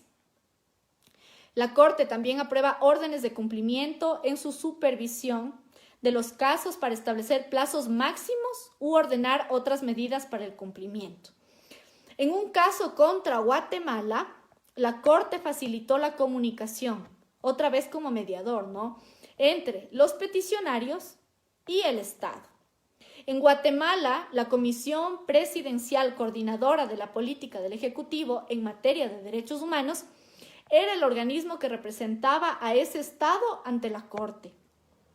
O sea, imagínense, la institución de derechos humanos era quien estaba en los juicios a favor del Estado. Gracioso. Bueno, entonces dice, era el organismo que representaba a ese Estado ante la Corte. Informó a ese órgano judicial que no podía implementar algunos aspectos de la decisión de la Corte porque las instituciones estatales involucradas se habían negado a atender las solicitudes de esa comisión presidencial. En respuesta, la Corte usó una orden de cumplimiento en la que requería que el gobierno de Guatemala nombrara agentes como interlocutores para la implementación de las órdenes. Esto es lo que decíamos que la Corte puede realizar, más o menos estos insistos de cumplimiento. Y nos dice, ¿no?, como los activistas han señalado, los esfuerzos de la Corte por desarrollar procedimientos más específicos de comunicación ayudan a superar los atascos burocráticos que crean los obstáculos para la implementación. Entonces, es también como la Corte se vincula después, no solamente hace el seguimiento, sino que puede interceder y solicitar al Estado que tal o cual entidad de este Estado pueda ser un canal bilateral entre los peticionarios y el Estado para el cumplimiento de lo que dice la Corte. Entonces ya no están las víctimas ahí viendo qué institución se encarga del cumplimiento de mi sentencia y de la reparación, sino que a través de este mecanismo de incidencia ya puede también puntualmente la Corte, ya emitió sentencia, pero en este mecanismo de cumplimiento y seguimiento ya puede también insertarse en este proceso más particular. Veamos acá. Hay un caso de Colombia. Nos dice, en la decisión T-025 de 2004 de la Corte Constitucional Colombiana, en esta acumula 108 acciones constitucionales que denunciaban supuestas violaciones de los derechos de dichas familias. Debido al fracaso de las autoridades institucionales, las autoridades estatales, en ocuparse adecuadamente de sus peticiones con respecto a la vivienda, acceso a proyectos productivos, servicios de salud, educación y ayuda humanitaria, la Corte determinó que la situación de los peticionarios reflejaba problemas generalizados que padecían y procedió a analizar el desplazamiento forzado y las políticas de Estado. Vemos cómo dentro de este ejemplo, esta Corte Constitucional se involucra respecto de la política pública adoptada por el Estado para ocuparse del problema, considerándola incoherente, insuficiente y que no estaba basada adecuadamente en los estándares de derechos humanos. Según estos criterios, el tribunal declara un estado de cosa inconstitucional y ordena al gobierno tomar medidas que resuelvan los problemas enfrentados. La trascendencia de esto es la incidencia y la participación de la Corte Constitucional para el cumplimiento de una sentencia de Corte Interamericana. Un punto trascendental de la decisión que toma la Corte Constitucional, la Corte Interamericana, fue mantener la jurisdicción para supervisar la ejecución de sus órdenes. Si bien ese procedimiento puede ser usual con otros tribunales, en el sistema colombiano la Corte Constitucional se suele limitar a aprobar órdenes y delega actividades de supervisión a otros jueces de primera instancia. La Corte Interamericana comienza a supervisar la implementación de sus decisiones mediante dos vías. La primera, convoca audiencias públicas en las que requiere informes de las instituciones estatales relevantes y de organizaciones, tanto de la sociedad civil e internacional. A partir de la información que la Corte tiene, veamos acá, a partir de esta información que obtiene de los sujetos relevantes, considera si se ha cumplido o no se ha cumplido y se ocupa de la situación de los derechos humanos específicos que no se han cumplido de su sentencia. En cada uno de los procesos, nos dice esta experiencia, que la Corte ha recibido apoyo técnico de la Comisión de Seguimiento de la Política Pública sobre Desplazamiento Forzado y la intervención de la Corte Constitucional. Entonces vemos, aquí este es un punto clave y muy cercano también. Y aquí vamos entendiendo el sentido dialógico de las sentencias. Entonces, no es que únicamente tiene que estar involucrado un ente judicial o solamente el Estado. Aquí ya se vale de la Corte Constitucional para el cumplimiento, pero no desde una acción presentada ante la Corte por parte de los sujetos, sino a través de la intervención de la Corte Interamericana. Y aparece otro actor por parte del gobierno, que es esta Comisión de Seguimiento de la Política Pública sobre Desplazamiento. Y lo que hace la Corte a través de esto es ya establecer también el cumplimiento de sus órdenes mediante las evaluaciones de los estados, categorizando algunos esfuerzos. ¿Cuál es el cumplimiento? ¿Cuál es el grado de incumplimiento? ¿Existe un cumplimiento medio o existe un cumplimiento alto? Para ir llevando un control del cumplimiento de las sentencias, no basta con decir cumple o no cumple, sino también para determinar respecto a qué tiene un cumplimiento medio, alto o un cabal incumplimiento. Y es también para establecer estrategias de incidencia.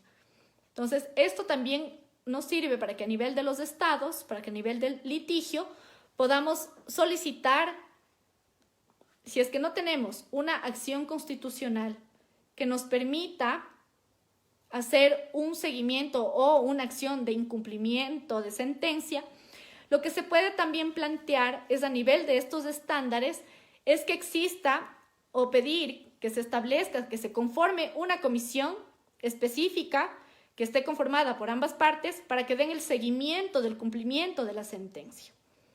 Entonces ya son nuevas formas de poder entender al cumplimiento no, al seguimiento y no. Y esto es lo que nos hereda la Corte. En esta guía ustedes van a encontrar estrategias específicas también para abordar temáticas, por ejemplo, el derecho a la alimentación, el tema carcelario, el tema de la vivienda, y son experiencias no solo del sistema interamericano, y lo bueno y lo rico de este trabajo es que aborda el sistema interamericano, el europeo y el africano. Pero yo creo que con unas analogías muy bien planteadas, tranquilamente esto nos puede servir para tener ideas de cómo solicitar el seguimiento de del cumplimiento de las sentencias. Y es que la reparación integral, o sea, no puede existir algo más indignante que incluso para la reparación integral se tenga que otra vez abrir procesos judiciales desgastadores. Es otra revictimización, es una nueva vulneración de derechos. Listo, entonces tenemos, permítanme por aquí ir cerrando, porque si no estos documentos se me... Ya. Y bueno, Un tema también que quería topar, les había dicho que el día de hoy vamos a contrarrestar lo maravilloso que es esto de los estándares, la postura de la Corte y de la Comisión, y en comparación que cada uno debemos hacer de lo que está sucediendo en nuestros estados. A partir de las situaciones de crisis económica, la crisis sanitaria que estamos estableciendo y que yo tristemente he podido leer de algunos comentarios de ustedes desde la semana anterior, que a pretexto de esta situación, los derechos, lo primero que ha sido afectado es, aparte de la vida de los sujetos de derecho, son sus derechos, son sus conquistas históricas respecto de los derechos básicos, la salud, la educación, la vida digna, el trabajo.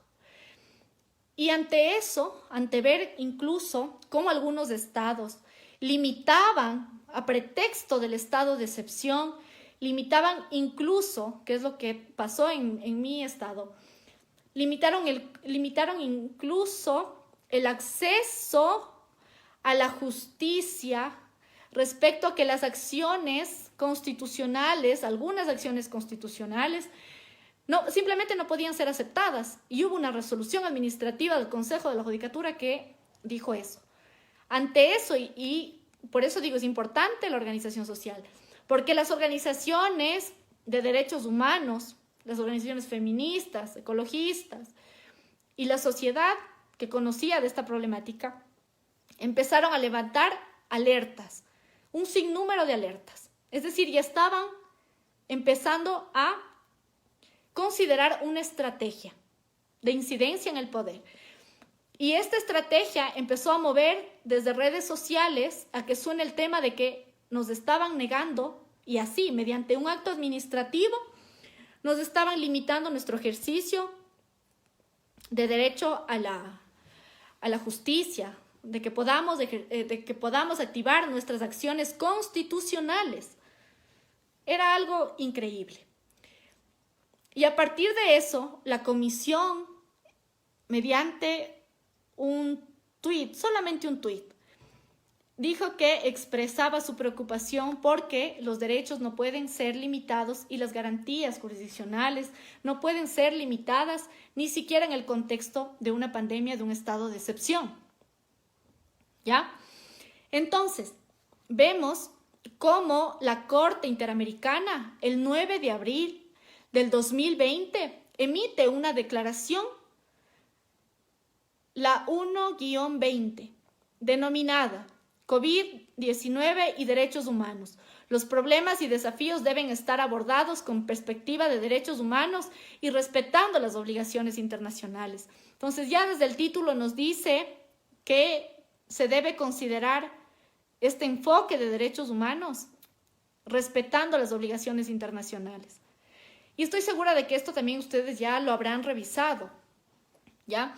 Pero yo quería traer a colación esto porque es importante que en las discusiones de derechos humanos, si ya sabemos que tenemos este paraguas maravilloso de estándares y todo, y aunque nos suene a veces muy abstracto y todavía muy lejano en el ejercicio, veamos que hay que evaluar como conocedores del derecho, como quienes nos gustan los derechos humanos o nos acercamos a su estudio. Hay que evaluar toda actividad que realice el Estado. Hay que evaluar las narrativas del Estado.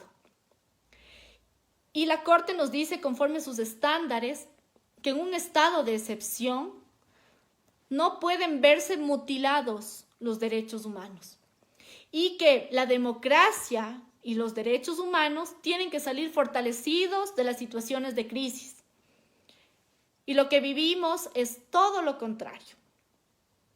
¿Ya? Es todo lo contrario. Lastimosamente, acá, solamente por citar un ejemplo para poder pasar a otro elemento en los últimos 8 minutos.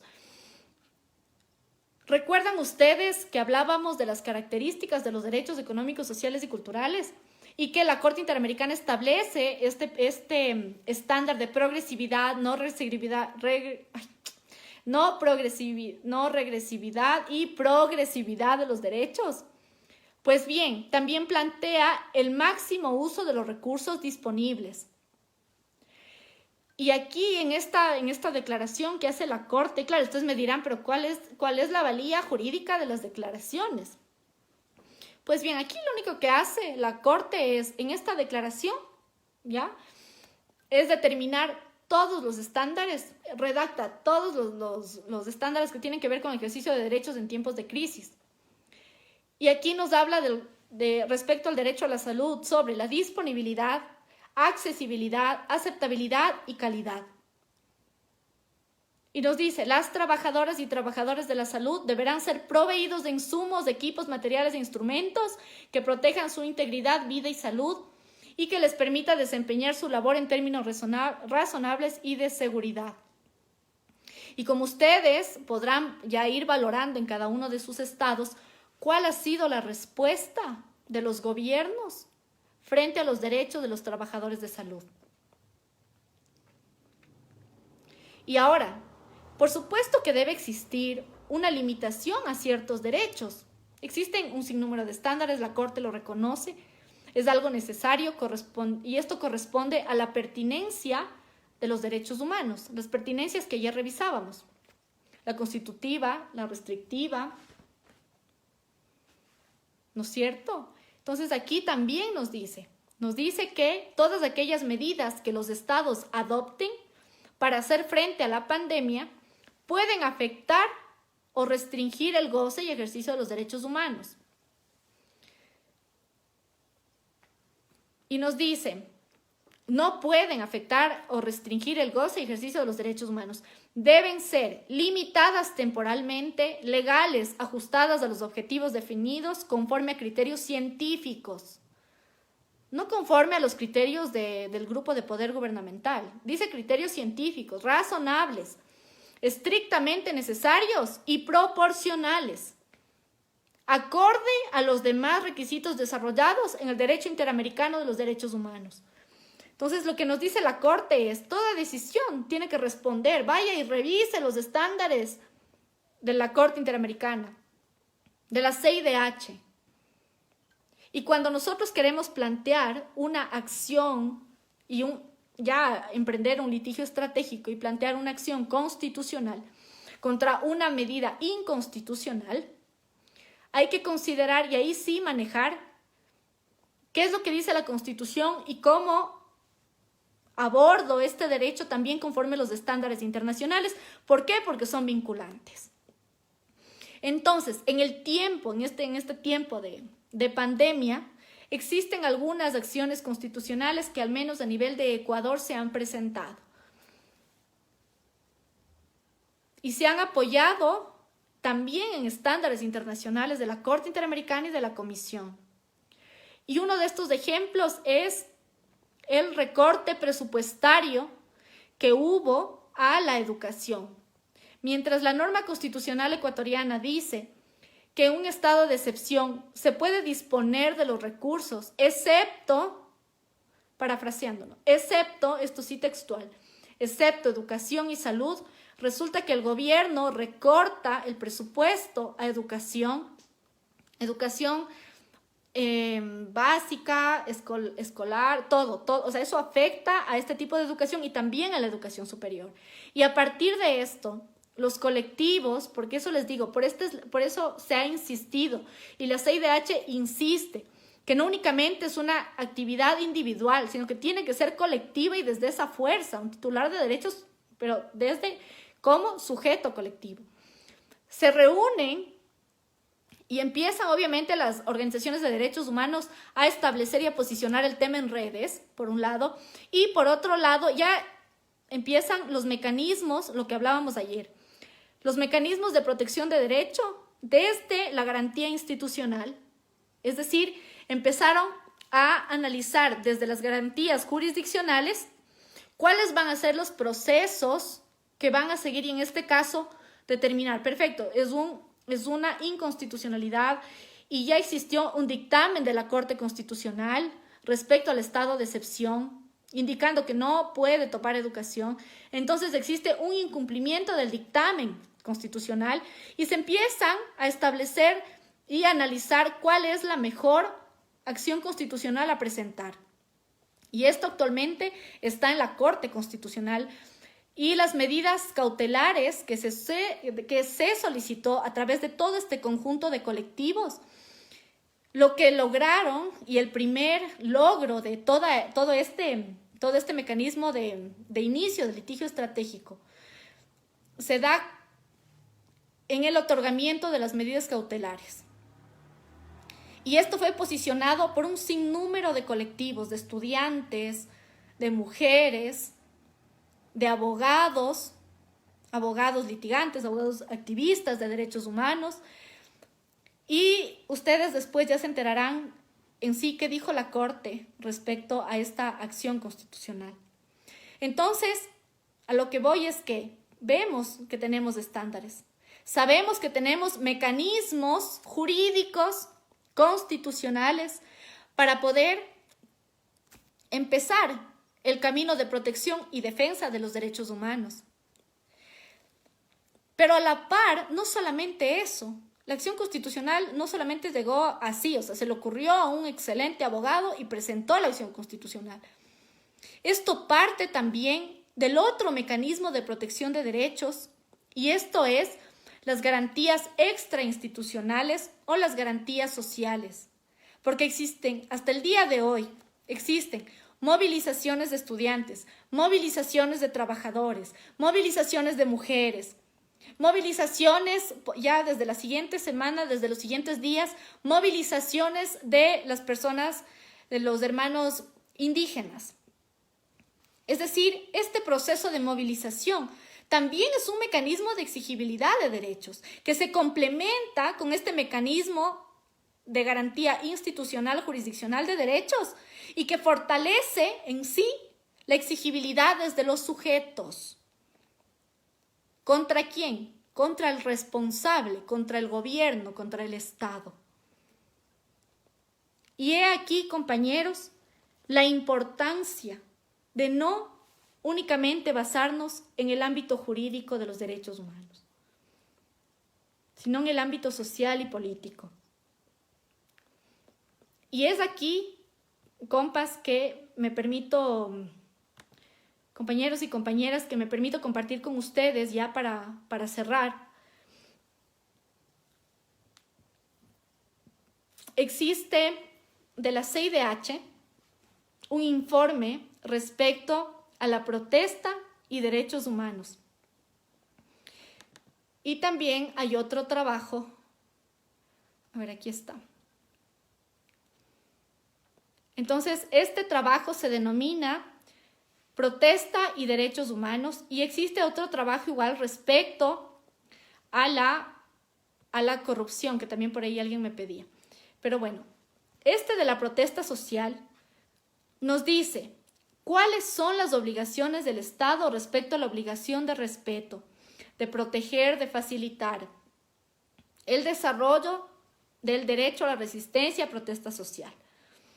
Cómo deben darse las investigaciones, cómo debe ser la creación de figuras penales amplias, vagas o ambiguas que no deben considerarse en la normativa, cómo debe ser la actuación de las Fuerzas Armadas, de la policía, el deber, cómo se ejerce el deber de no criminalizar a los líderes y participantes de manifestaciones y protestas, el uso de la fuerza en el contexto de protestas, que decía por ahí un compañero.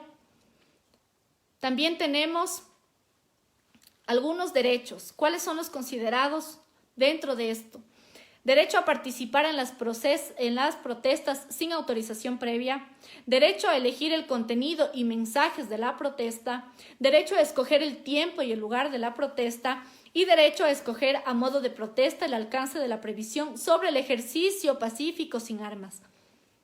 Y la pertinencia de traer a colación esto es que comprendamos que también en los contextos de crisis de nuestros estados es en donde los derechos humanos están más en riesgo, y dependerá de nosotros como abogados, pero como abogados con enfoque de derechos humanos, de poder vincularnos y entender a los sujetos y entender la dinámica de los sujetos, y que siempre va a existir un solo responsable y obligado conforme la ratificación que hemos visto.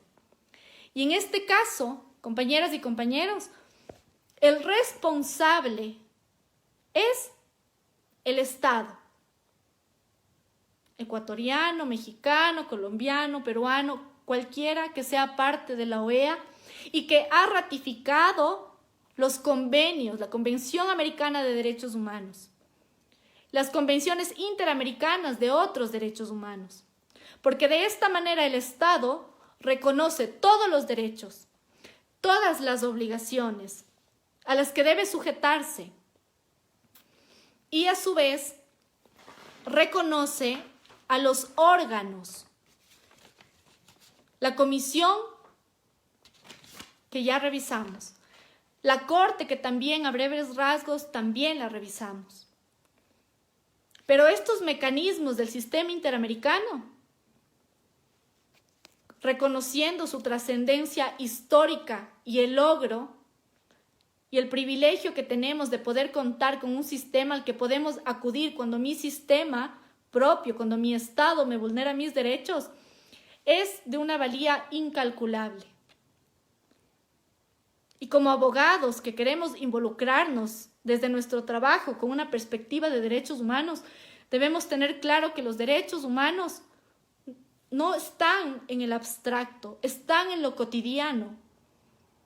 Y que por más que el camino sea complejo para la defensa de estos derechos, siempre el único camino va a ser estar del lado de los sujetos y nunca del poder. Estar del lado de los sujetos y nunca del poder. Me ha honrado poder ser parte en realidad de este curso. Y agradezco muchísimo el trabajo de Latin Juris, que lo vienen haciendo desde hace años, que nos permiten tener la oportunidad de por lo menos unirnos desde muchos espacios de la región en estos minutos, en estas horas, poder leerles, que me puedan escuchar, y en sí con el único objeto de que cuestionemos todo lo que se nos ha dicho, que cuestionemos toda nuestra formación como abogados, que escuchemos nuevas perspectivas y que no importa la edad que tengamos, siempre va a ser una oportunidad para deconstruirnos. Que hablar y trabajar sobre derechos humanos parte de un proceso de deconstrucción y de cuestionamiento de mis privilegios, y mi trabajo debe estar direccionado para aquellos sujetos pertenecientes a los grupos históricamente discriminados, siempre del lado de los sujetos y no del lado del poder. Eso es lo que yo he podido compartirles. Les pido disculpas por si es que en algún momento la emoción me exacerbó, pero en realidad esto es lo que les puedo entregar. Parte de mi pasión por los derechos humanos, parte de mi conocimiento académico y también de mi experiencia laboral. Gracias, y las felicitaciones es para cada uno de ustedes respecto de su compromiso, responsabilidad, de poder estar acá conectados conmigo, conectados con el curso de Constitucionalismo y Derechos Humanos. Un abrazo fraterno para cada uno de ustedes, mis mejores deseos, y que los derechos humanos sean una realidad en cada uno de sus estados. Y que creamos y que defendamos los derechos humanos. Que creamos en ellos y que los hagamos parte no solo de nuestra profesión, sino de nuestro cotidiano. Compañeras y compañeros, un abrazo fraterno. Y seguimos entonces en la defensa de los derechos humanos desde cada espacio, con la misma valentía y con la misma coherencia. Muchas gracias a cada uno de ustedes y me despido. Gracias.